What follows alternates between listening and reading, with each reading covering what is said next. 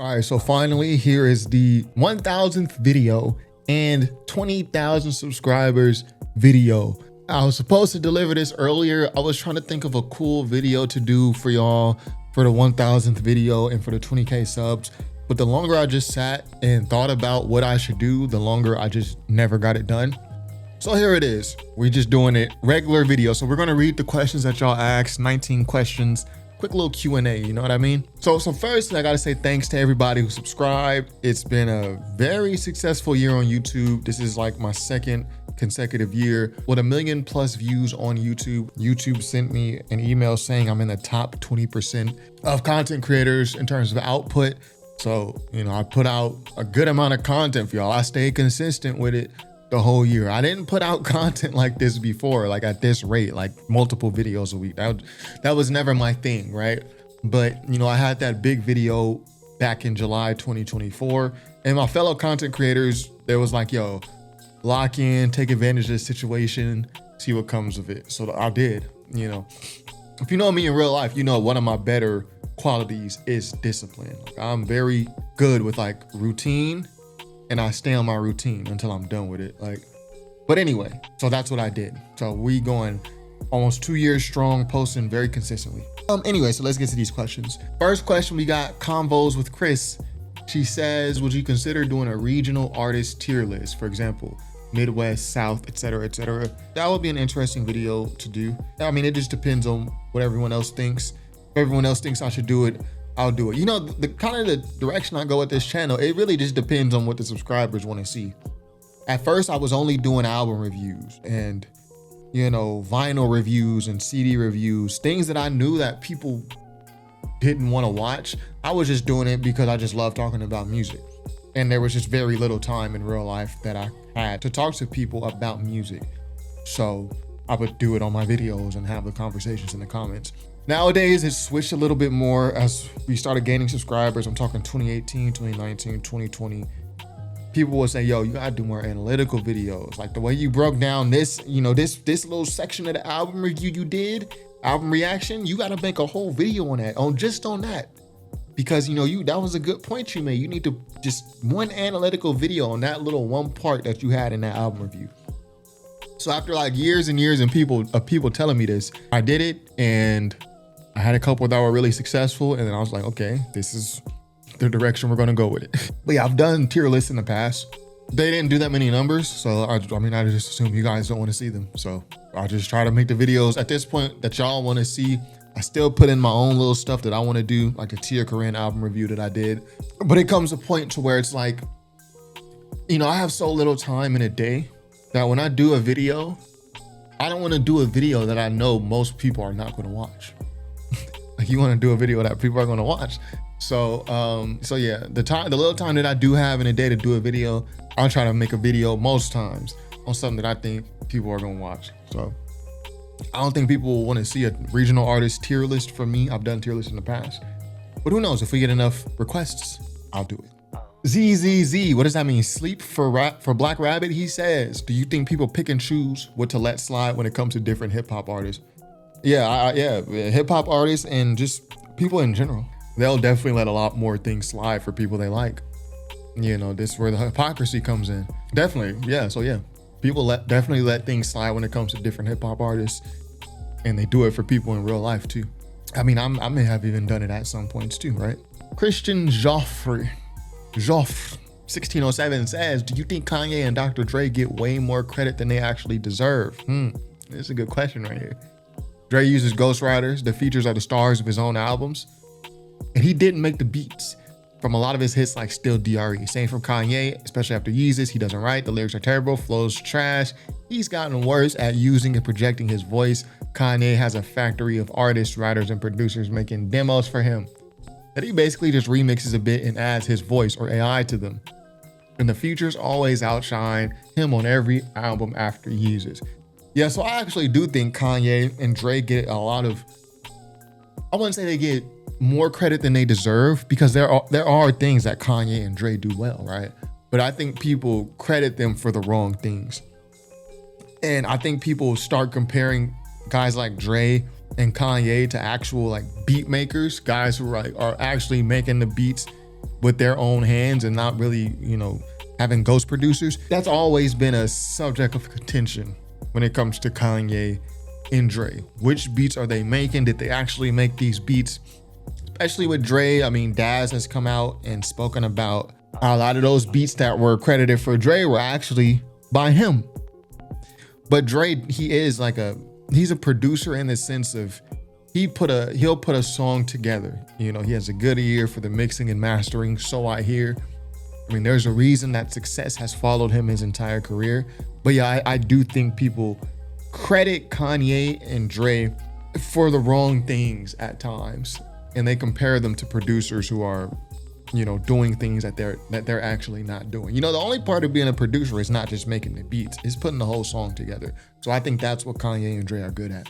All right, this video is gonna be longer than I thought.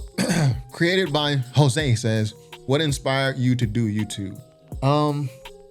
What inspired me to do YouTube? Yeah, I actually never wanted to be on video. That was never something I wanted to do.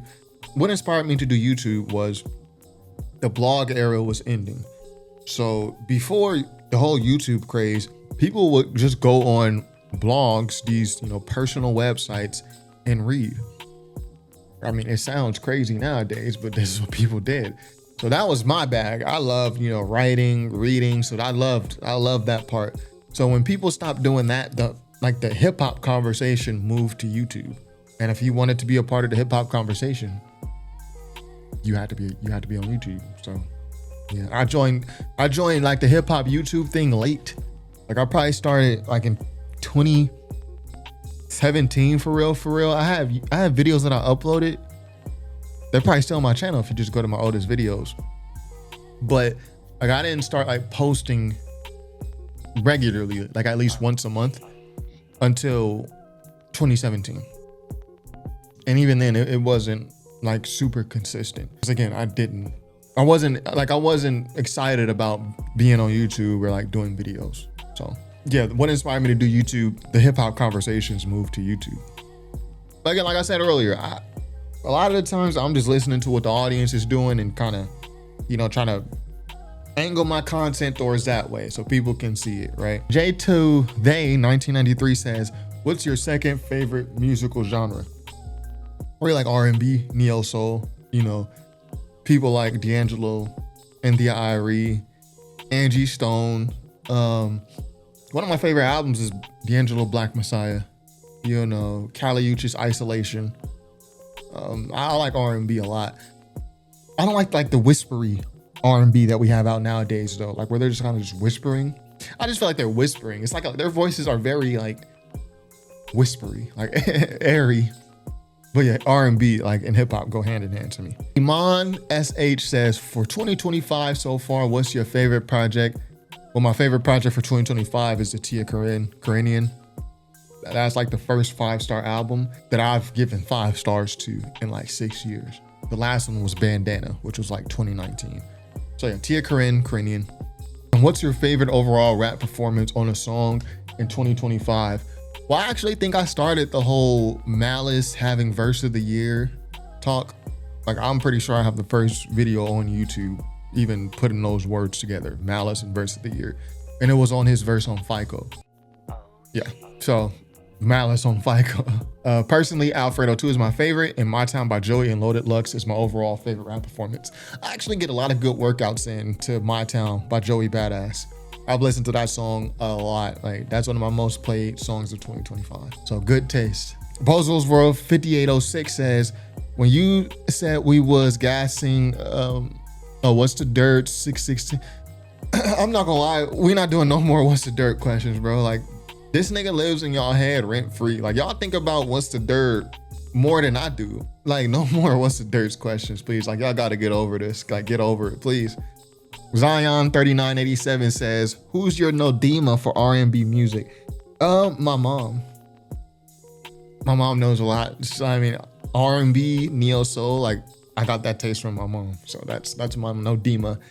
If y'all don't know about NODIMA, he's asking a very lore heavy question. This is top 5 Troy lore right here. If you know who NODIMA is to me, that's lore. But yeah, it would be my mom for R&B music. Oh, I don't know about this name. I'm about to mess this name up. We call him we just call him IC, right? I need to know your take on a J.Cole versus Kendrick in terms of lyricism and overall rapping. Overall rapping, I give it to Kendrick. But I actually think Kendrick and J.Cole have always been very evenly matched. I just think Kendrick makes the better songs and Kendrick makes the better albums. But lyrically, there's not this huge separation between J.Cole and Kendrick. I might even give J.Cole the edge lyrically. Because J.Cole is like trying to do things lyrically that, like these double and triple entendres, J.Cole is trying to be a great lyricist. I don't think Kendrick is trying to be a great lyricist. I think Kendrick just be rapping about his life. And every so often he'll throw in a double, or, you know, he'll do some lyrical stuff like on the song with Pusha T when he did the whole numerology thing. But normally Kendrick ain't rapping like that. So actually lyrically, I get an edge to J.Cole. Josh955 says, who do you think was the best producer on the Blueprint? It's a Jay-Z album, Blueprint, for those who don't know. Was it Kanye, Just Blaze, Bink, or Timbo? I gotta go with Kanye. And Just Blaze did a great job. Bink, amazing job. I done a video on Bink, my favorite Bink beats. You know what I mean? I do videos like this. I mean, people just don't be watching these videos as much as they watch my other ones. But every so often, I'll just do a straight passion video. And yeah, my top Bink beats, I feel like I had to put that out there. But yeah, Kanye is like the reason for Jay-Z's career surgence around that time. Like in 01, Jay-Z takes that next leap and really becomes a higher tier rapper than everyone else. And a large part of that is because of Kanye. You know, H to the Izzo, you know, the Takeover. These are Kanye beats. Gotta give it to Kanye. Michelle Mabel 5608 says, UGK or 8 Ball and MJG? I gotta give it to UGK. You know, that Ride and Dirty album, F My Car. It's hard to beat a group with someone as charismatic as Pimp C.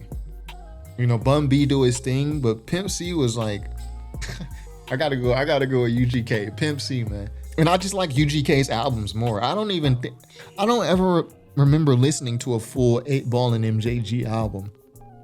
You know what I mean? Like, I don't ever remember listening to them. And I definitely didn't grow up on them. Like, we didn't listen to 8 Ball and MJG where I'm from, so there's something I learned about later in life. Whereas UGK, I've kind of always known who UGK was. You know, Big Pimpin', that happened early in my childhood. You know, so like I know UGK. I don't really know 8 Ball and MJG like that. There's no nostalgia attached to them for me. Gullah Band said, would you be down to give Mona Leo a listen? I think she's a dope female MC. You might like some of her music. I've listened to Mona Leo before. Yeah, a lot of the stuff that I listen to, I would say like 90% of the stuff I listen to, I don't do a video on it. I only do a video on it if I think a lot of people are gonna watch it, or if the album just really speaks to me.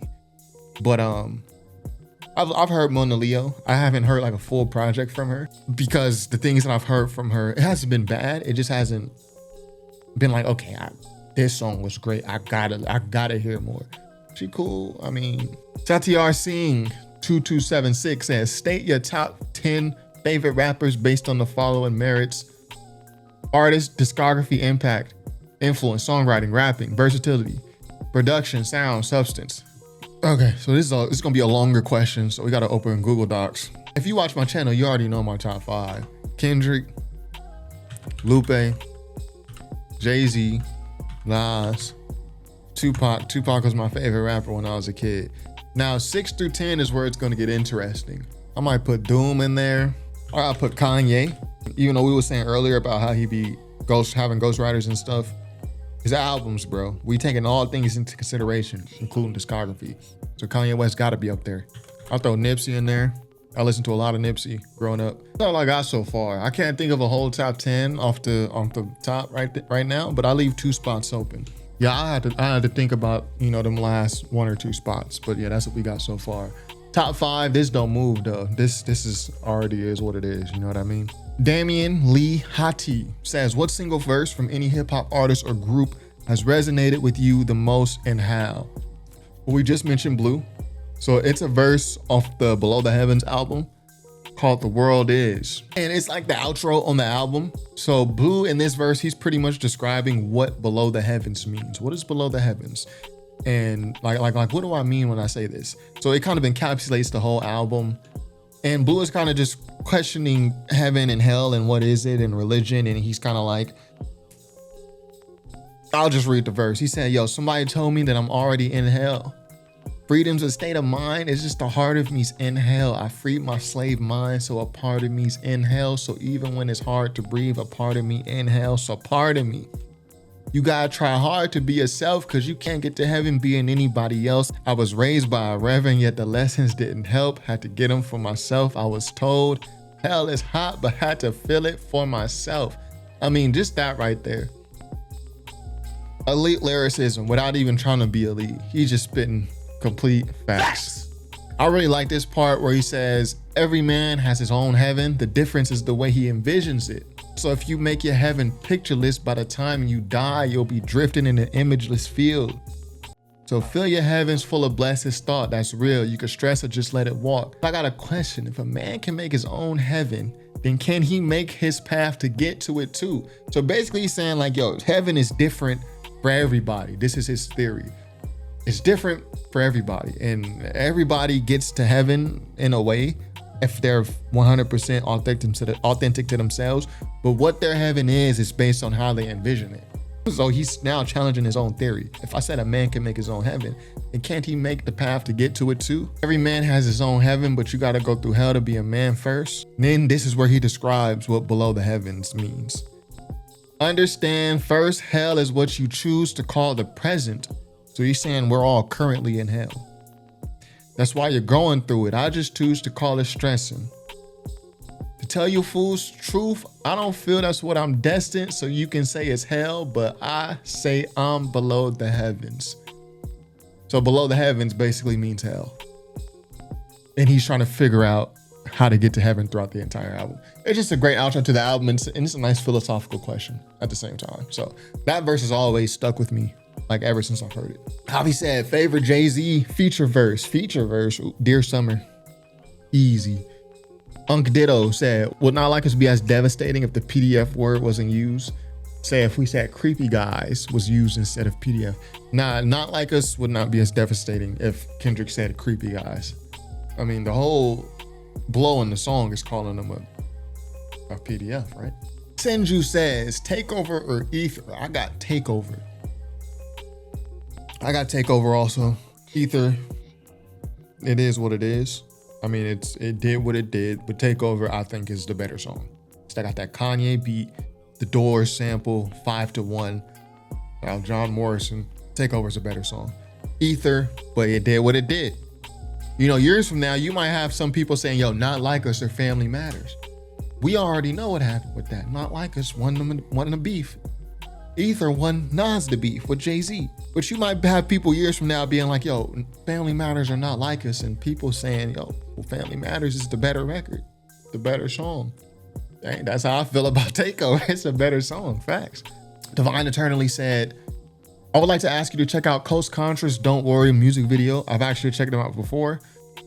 Not trying to, you don't come across as begging, just trying to put you on a different underground but very deserving hip-hop group. Yeah, I've listened to Coast Contra before. I've heard Coast Contra before. I've just never gone deep into their music. And I think the name of the group is very generic also. They could have picked a better name. So yeah, for those reasons and more, I just don't, I'm not a hugest fan of them, you know, but I ain't mad at them though. Timiola says, last question, by the way, is Eminem in your top 5? No. Top 50? Yes, or top 500? Yeah, Eminem will be in my top 50. I mean, Eminem got some good albums. The Slim Shady LP was good. Marshall Mathers LP was good. Eminem show even had its moments, a lot of good moments. And when you listen to The Chronic 2001 by Dre, Eminem is like the star on that album. When you listen to that song, what's the difference? Eminem is the star on that song. Hey, yo, stop. What'd he say? Hey, yo, stop the beat. I got something to say. Dre, what'd he say? He said something like that. So Eminem, I'm not one of these just super Eminem haters. He had his moments. All right, so that was the Q&A for the 1000th video. This actually isn't the 1000th video. It's probably like the 1020th or something. But we got it done. 20K subscribers. Gotta thank all y'all out there. And you know, we keep it going until I just get too busy to do this. Y'all notice most of my videos drop at like 1 in the morning. Cause I have my whole day, I finish my day, and then like, you know, I shower, I hit the gym. By the time I'm done, it's like 10 p.m. Then I eat, At this point, it's like 10 p.m. So then I go, I'm like, okay, I'm gonna do a video. It's 10 p.m. I record the video, edit. Edit is really what takes the most. I do the thumbnail. There's like a couple videos that I don't do the thumbnail for, but for most of them, I do the thumbnail. Come up with a title that sounds catchy. And then I gotta publish to YouTube. So by the time all that is done, it's like 1 a.m. by that time. So yeah, we gonna keep it rolling until I just get too busy to do this. Appreciate everyone who stuck around, and yeah, I'm sure anyone who's watching this is already subscribed, so I don't gotta say be sure to subscribe. But yeah, thanks to everyone out there. Top5rapwebsite.com. Peace.